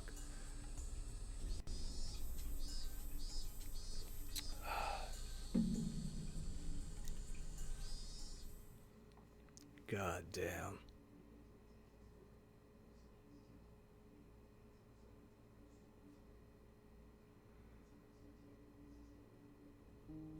Familiar ceiling. The smell of the bed and pillows, I do them well. Was this my room? Normally there wouldn't be anyone in my room besides me, but their presence made me spring wide awake. When I did that, pain shot through my entire body. 大丈夫かな。横になってた方がいいと思うよ。 I was running in my room. Blood began to surge through my muscles and my capacities. But when a smile belonged to the one I knew well. I knew I shouldn't let myself feel this way, but I relaxed thinking that this version of Lena was safe. 俺はどうして覚えてないの？意識がなくなってからのことは全然。 My body had become more lethargic than I could have ever imagined. I guess that would be expected outcome after exerting everything I had back there. I tried to at least clear my head, but I just couldn't shake this sluggish feeling out of my mind. 一応お医者さんにも電話したから、もうすぐ来ると思うよ。 Who the fuck knocked me out? それまで横になってた方がいいと思うな。 I wasn't injured seriously enough to merit calling a doctor, but knowing that someone practical was coming was slightly reassuring. 俺どうしてここにいるんだ？確かダム現場で。それはレナが聞きたいな。何があったのかな。レナが行った時にはケイチ君倒れてて。だから聞きたいのは俺の方だよ。変な二人組に襲われて。 As I talked about it, I finally remembered what happened right before I passed out. Recalling that memory and the terror that went along with it caused the fogginess around my head to clear right up. Let's forget about those two for now. I didn't expect Lena to be nursing me. I thought Lena was trying to kill me. She would have had the perfect chance while I was unconscious. Not only did she not kill me, she had nursed me back to health. よく俺を引きずってここまで来れたな。重かったろ。 Looking at Lena's delicate frame, it was hard to believe that she had not only gotten me back home, but even dragged me all the way to the second floor. Did she have some help? ケイチ君、覚えてないの？ Lena appeared a bit surprised, but she still kept her smile. レナはケイチ君に肩を貸しただけだよ。大丈夫、自分で歩けるってケイチ君が。 What? 覚えてない？ I didn't remember. My memory was fuzzy after the point where I lost consciousness. 二人組はどうした？レナが来た時、俺と一緒に、あるいはそばに二人組の男が。いなかったよ。 What? She said it bluntly. The way she stated it felt slightly unpleasant. I was just too timid at that time. I might have not been able to force some answers out of Lena. But if I did that, then this kind Lena might transform into the scary Lena who I didn't know. Fearing that, I didn't press any further. Thinking about it, it was the obvious choice. If both of those men were there, I don't think Lena would have even stood a chance. I couldn't find a way to explain it unless I assumed she brought me here after those two were already gone. Lena was still smiling. Her eyes sparkled warmly. Yet, I felt like I was hallucinating when I saw something. Something akin to a shadow slowly creeping across her face. That small omen sent shivers down my spine. While Lena was still Lena, I needed to make contact. I needed to contact Oshi-san. Lena stopped me when I tried to get out of bed. She said it would aggravate my wounds, so I should sleep. トイレに行きたいんだけどな。ごめん。 Lena couldn't say anything else. While Lena stayed in the room, I quickly went downstairs to get the phone receiver in the living room. When I approached the front door, the doorbell rang, ding-dong. Must have been the doctor when I had called. It was strange for a patient to welcome in the doctor who was making a house call, but it would be incredibly reassuring to have him here for the considerable time it would take Oshi-san to get here.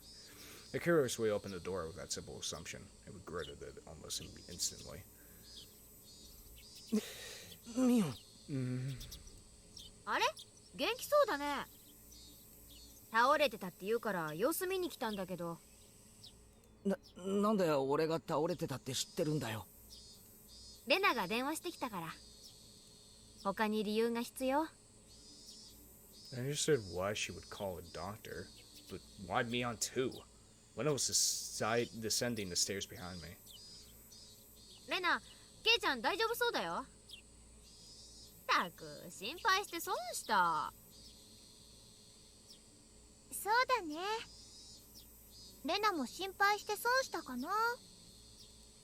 They both began laughing. It appeared to be cheerful laughter, but I couldn't shake the feeling that there was a darkness brooding over them. うわ、何この下駄箱。どうしてたの？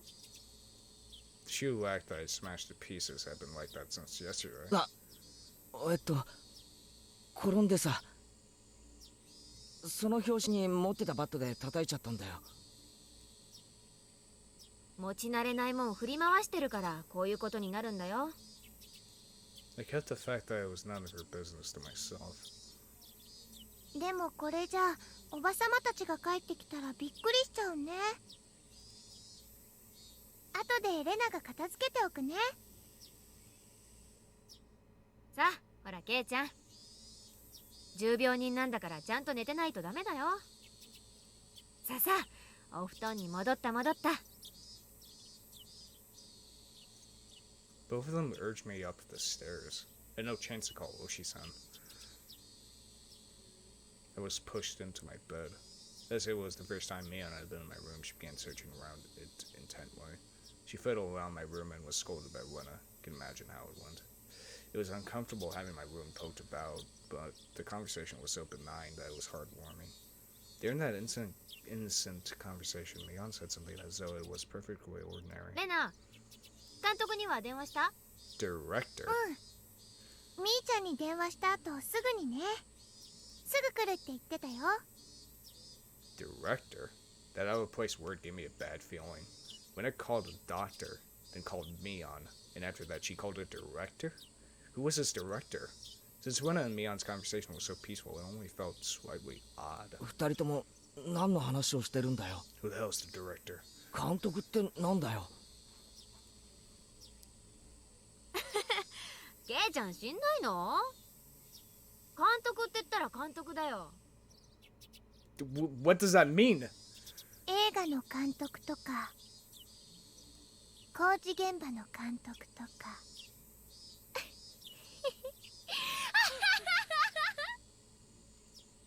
Okay, that's not funny. It's not funny at all. I dug through all my memories for a director who might have business with me. Only one thing came to mind. But when I had just said, the construction site foreman, the very first victim of the first incident, dismemberment at the damn construction site, the foreman? But that was strange. He was supposed to be dead. There was no way they could call him. お前らが何の話をしてるのかわからないよ。その監督が俺と何か関係あるのか？来るって言ったけど、うちに来るのか？ I asked one obvious question after another, but all the two of them did was smile coolly at each other. There was a huge difference between how the two of them appeared and how my suspicions were playing out. Slowly, I felt discomfort and panic welling up inside me. I couldn't understand what Rena and Mion were talking about. ケイちゃん、最近は野球に凝ってるんだよね。監督、それ聞いたら喜ぶと思うな。 Who the fuck is the だから director? 監督って誰だよ。監督は監督さんだよ。だから監督って誰だよ。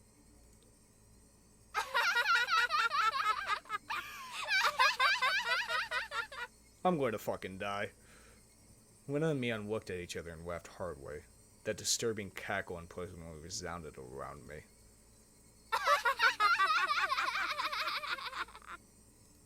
That laugh, long enough to be unsettling, ended abruptly. そうだ。監督が来る前に済ませとくかな。ケイちゃん、覚えてるかい？ No? Her face was laughing, but Mion's eyes told a different story. 覚えてるって何をだよ。ケイチくん忘れちゃったのかな。罰ゲームなんだよ。 Penalty? What the fuck is happening? What? 罰ゲームなんだよ。忘れちゃったのかな。おはぎの宿題。どれがレナの作ったおはぎかを当てる宿題。あれ、確か宿題忘れだったよね。 I certainly did have that homework, but I'd thrown away the rest of the mochi after I found that sewing needle. so I wasn't able to answer which one when I made. Penalty for that? Why now?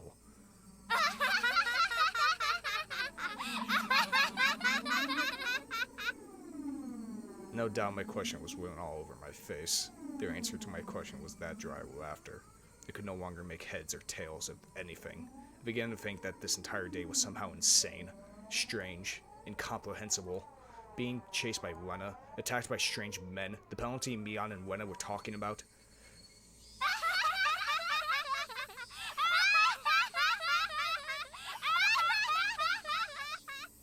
I am so fucking dead. What were these two laughing at? Didn't take that long for me to realize I had been dragged into an abnormal situation. Who were these two? Who were these people? Who were these doppelgangers of Lena and Mion? Oh Jesus, Lena had gotten behind me at some point. Why was she pinning my arms behind my back? 何の真似だよ。動かないでね。罰ゲームだから。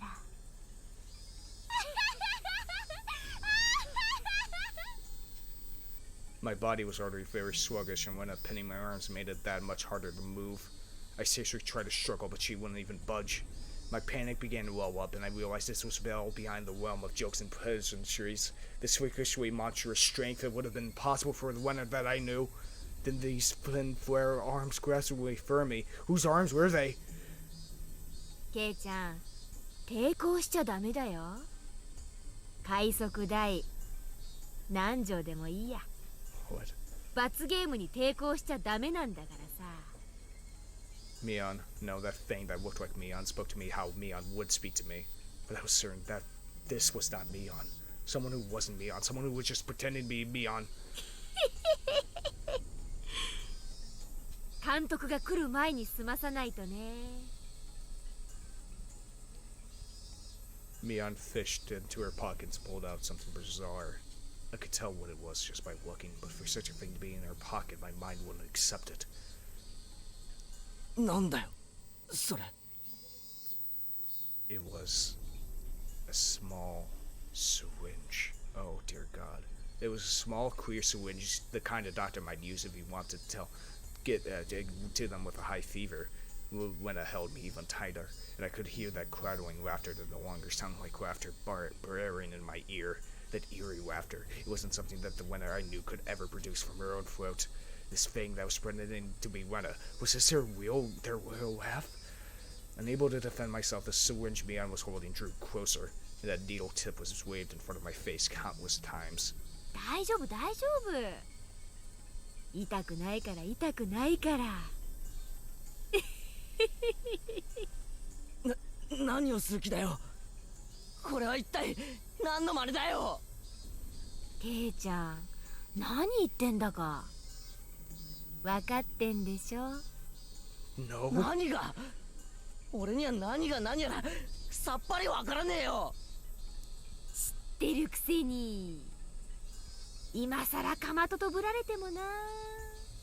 わけのわからないことを言って俺を煙に巻くのはやめろ。富武さんと同じ目に遭ってもらう。Oh, no!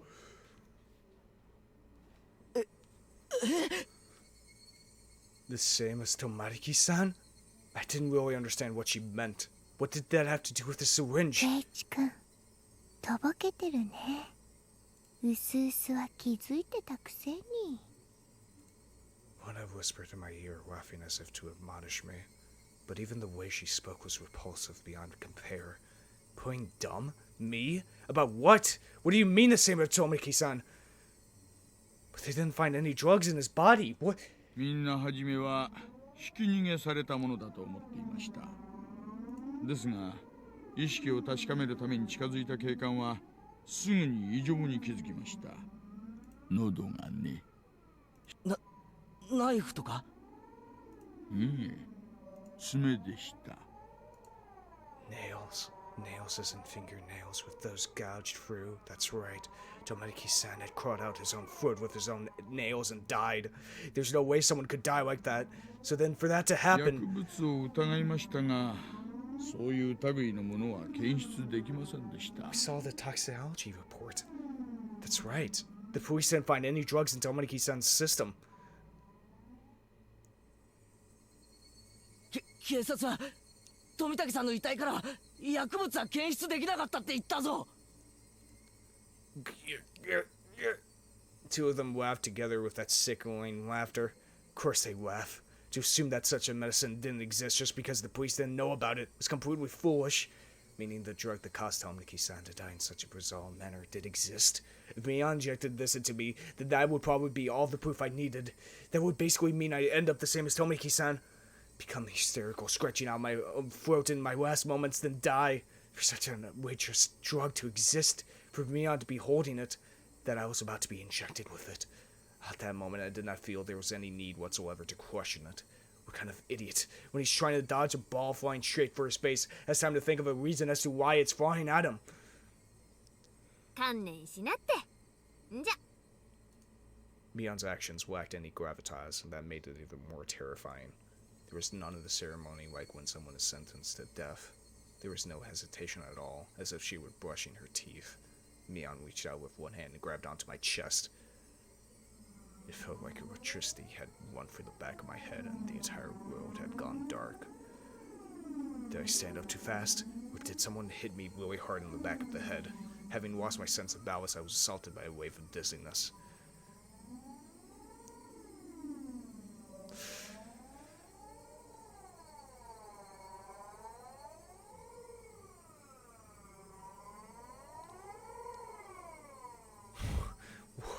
What?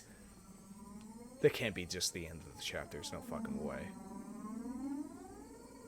You can't do that to me.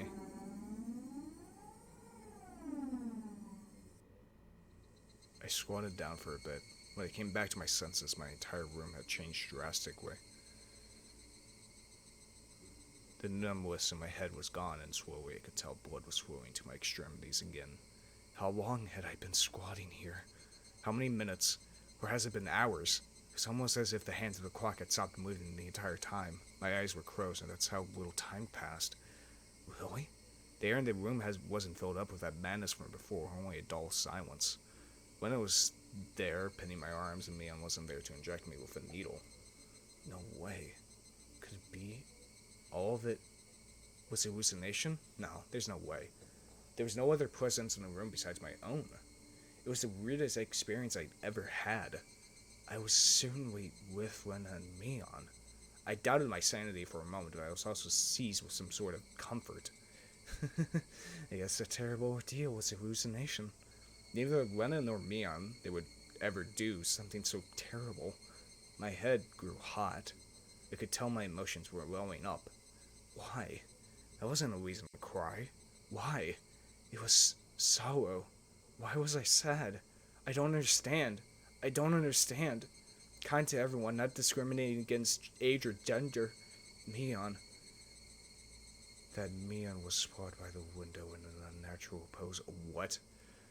Blood-stained hair had deep red from her head down to her chest. The bright crimson smeared on the walls. That splatter had undoubtedly come from Mion. She had always had that bright smile and was kind to me from the day I transferred. Lena. That same Lena was swamped at my feet and was making the same pool of blood as Mion. I couldn't comprehend what had happened. Did someone come to save me? Didn't they beat these two down with this metal bat? I finally noticed the weight of my right hand. How long had it been there? It was Satoshi's metal bat. It was covered in a deep red. There is no doubt that this was the weapon used to mutilate both of them. And I was holding that weapon. I was the only person in the house.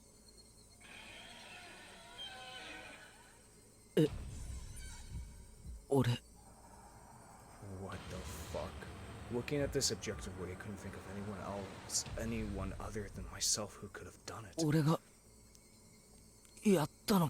That's right. Kechi Maibawa. Of course I did it. I told myself gently, as if coaxing myself, "Hey, me, there's no reason for you to remember it, nor is there a need to regret it. Eat or be eaten. You get that, don't you?" こんなに。 Neither Wena nor Mion had moved an inch. It wasn't just a brittle forehead and a trickle of blood, nothing that simple. The entire room was splattered with blood, and that told me it didn't end with just 2 or 3 strikes. 死んじまったのか、二人とも。 The depths of my mind were calm, but on the surface I was panicking and agitated. Calm down, Keiji Maribawa. What happened to your usual calm self? Come on now. Do what you always do. Throw your head back and take a deep breath. Come on. Once. Twice. Breathe deeply. Calm down. Calm down. I chanted that over and over in my head and relaxed.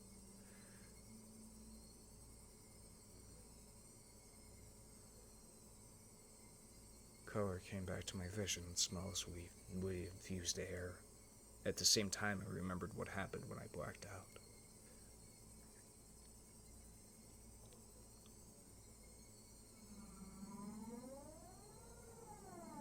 When and Mion had attacked me, they were about to inject me with whatever caused the same symptoms as Tomoniki-san. But right before that happened, I fought back. I twisted my whole body and threw Wena as she was pinning my arms. Then I followed through with my spin and rammed my foot as hard as I could into Mion's torso. It was soft. Wena tried jumping on me, so I tackled her as hard as I could and slammed her against the wall. I didn't let that brief moment of having them off balance slip by. Satoshi's bat that was left carelessly by my side of my desk. Beep. At that moment, everything went pitch black. There was nothing recorded past this point in the videotape of my mind. No, that wasn't right. It wasn't that there was nothing recorded. It was recorded just fine.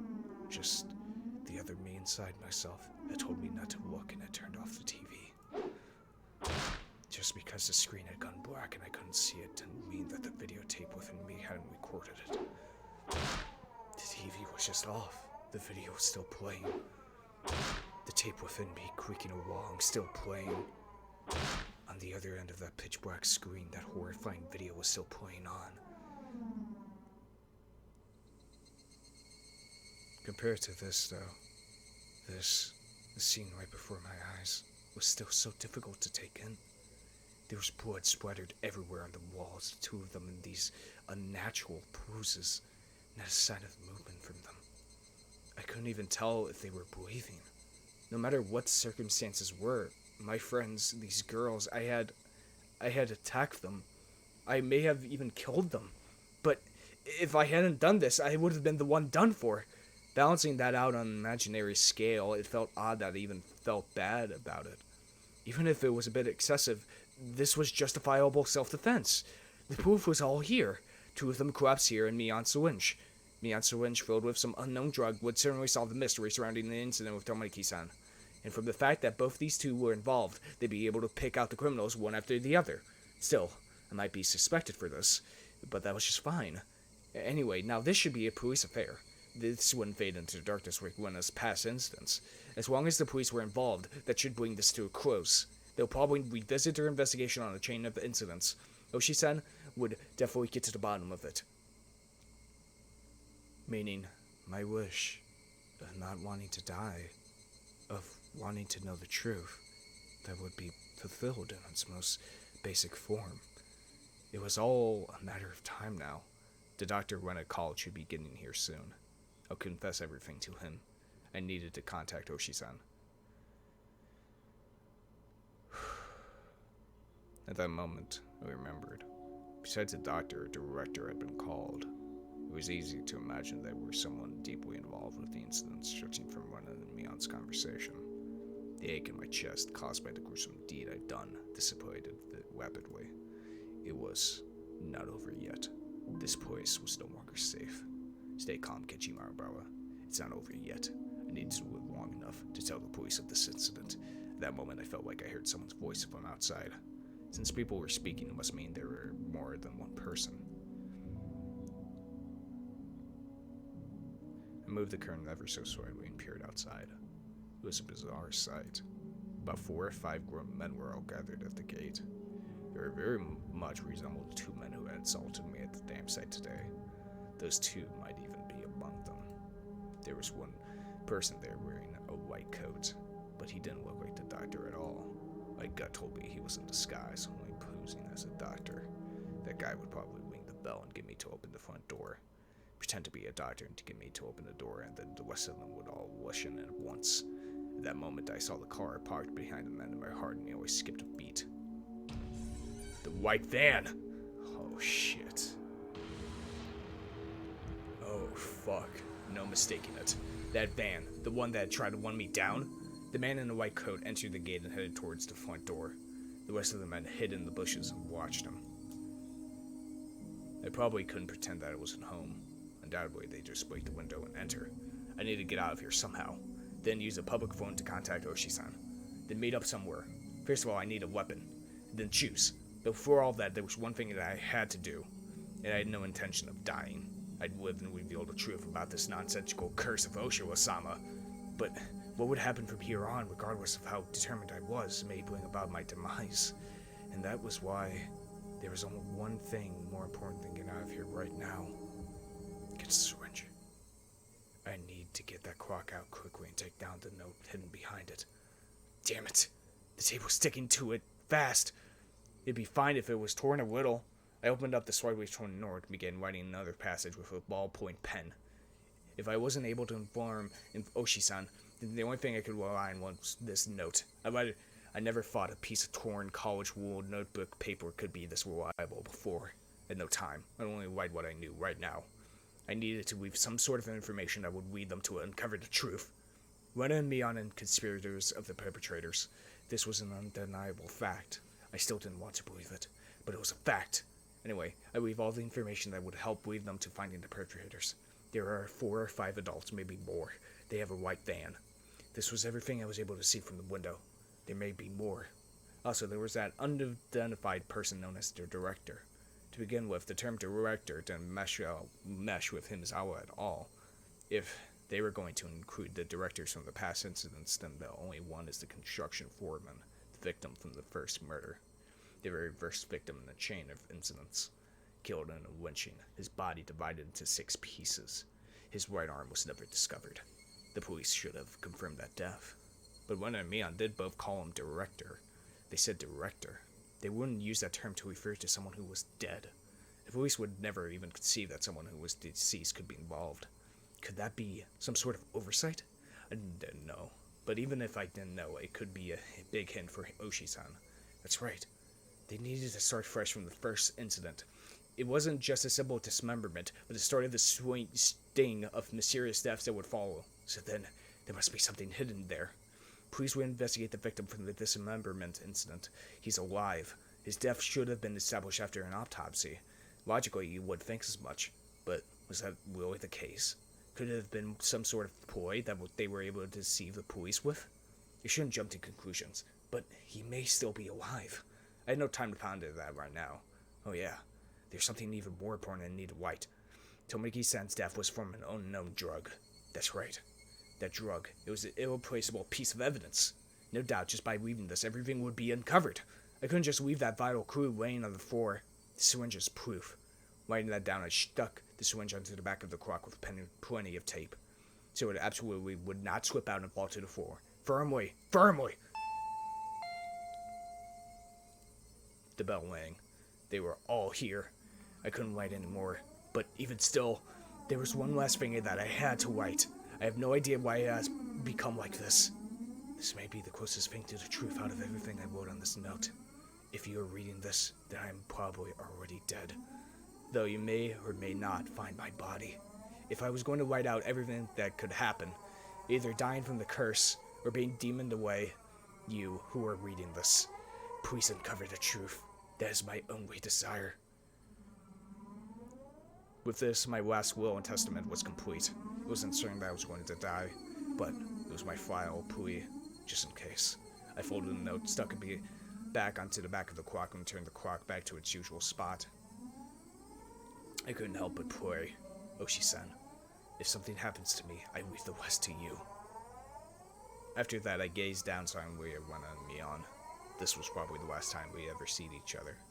Rena, Mion. 俺みんなのこと本当に友達だと思ってたんだぜ。 But why did it end up like this? I never had any fun in my previous school. I only worried about standardized test scores, about if the school I hoped to get into was where I really wanted to go, or a safety net. That was all I talked about. It was a dull life. The people I called friends were also my rivals in studying, in competitions, and personal records, and standardized test scores. Everyone here taught me how unhealthy that lifestyle was. This month was really fun. Making a fuss over lunch, making a fuss over the club, making a fuss over the festival. Something hot began dripping from my face. Uncontrollable tears. I should have had no obligation to shed tears for them. But they wouldn't stop. Even if they were after my wife, even if they were trying to kill me, everything that happened this month, I wouldn't forget it. Could it be those happy days were all a facade as well? Was it all a trap, meticulously orchestrated up until today to ensnare me? Could it have been that I just arbitrarily assumed that they were my friends? That couldn't have been the case. Both Rena and Mion, they were really my friends. Those happy days, there was nothing fake or unqueer about them. Someone probably forced them to try to kill me. Or their minds were taken over, possessed by the supernatural entity known as Oshiro-sama. Regardless, both Rena and Mion, they were the best friends ever. And when they were coming after me, it wasn't of their own volition. But they weren't the kind of people to sell off their friends, no matter what means were employed to force them. And there was no way such a thing as being possessed by Oshiro-sama could happen in reality. Did the real Rena and Mion come after me? What was I thinking? What a silly, dumb idea. Having beamed down both Rena and Mion, I was still debating if they were the real ones or fakes. There is no real or fake. Only the reality that was before me. Rena and Mion were sprawled out of my feet. That was the only truth. I was only trying to twist the facts to my benefit that had beaten my friends to death. No matter how I spun it, it wouldn't change reality. Rena and Mion were both dead.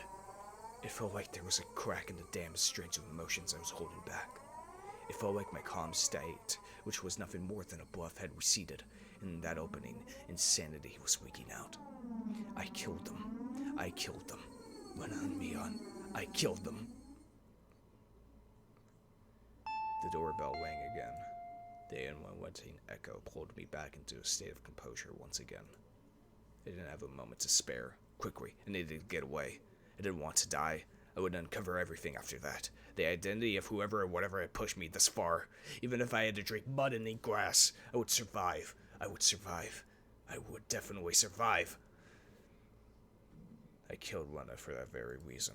I also killed Mion. I went that far just to keep living.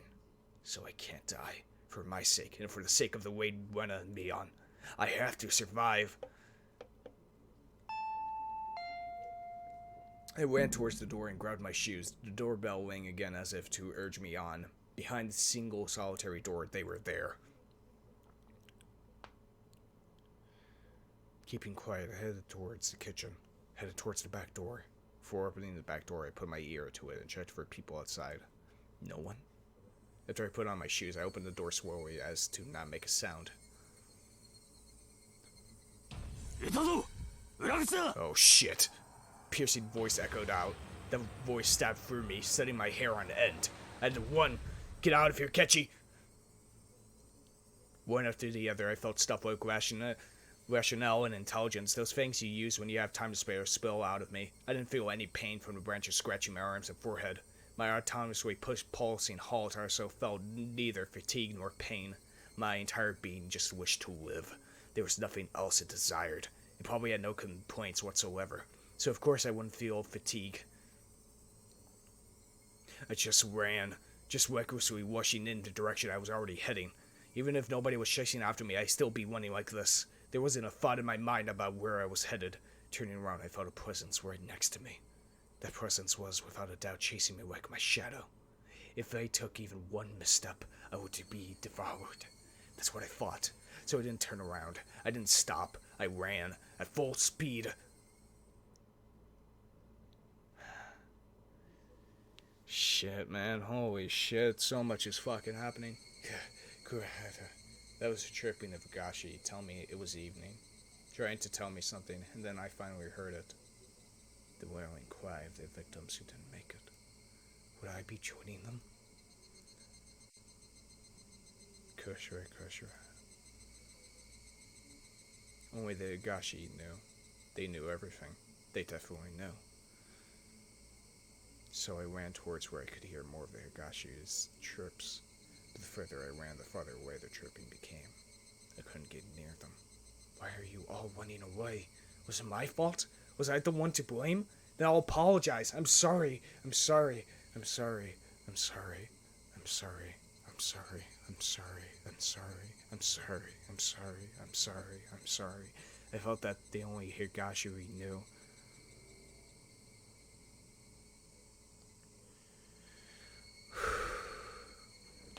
God damn. God damn, man.